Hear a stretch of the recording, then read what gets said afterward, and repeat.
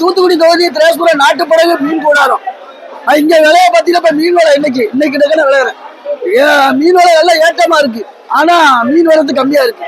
இது அக்னி நட்சத்திர காலம் வெட்ட காலங்கள்ல மீன் வரத்து எப்பயுமே கம்மியா தான் இருக்கும். இதுக்கு காரணம் அது வெட்ட காலனால மீன் வரத்து கம்மியா இருக்கு. ஆனா விலை எப்பவுமே இப்ப சீலா எடுங்க 1600 ரூபாய் ஒரு கிலோ. ஆனா மீன் விலை இருக்கு, மீன் இல்லை. இங்க கூடாரத்துல எவ்வளவு பெரிய கூட்டங்கள் இருக்கு பாருங்க.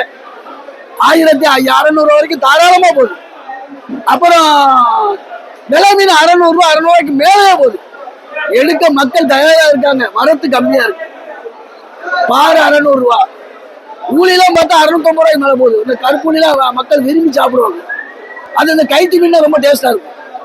அப்ப சாலை 1500 to 2000, அயல 3500 to 4000. எல்லா மீனும் விலை இருக்கு.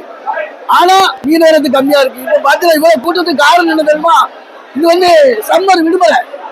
இந்த விடுமுறை காலங்களில் பிள்ளைகளை கூட்டு ஒரு என்டர்டைன்மெண்ட், அந்த பீச்சுக்கு போற மாதிரி அது கூட்டு இப்படி காட்டுவாங்க. மீன்களை பார்க்கும். அந்த பிள்ளைகளுக்கு ஒரு ஜாலியா இருக்கும், ஒரு ரிலாக்ஸ் ஆகும்.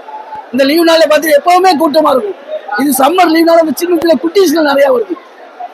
இந்த காலங்களில் மீனோட ஏற்றமா இருக்கு. ஆனா மீன் வரத்து கம்மியா இருக்கு.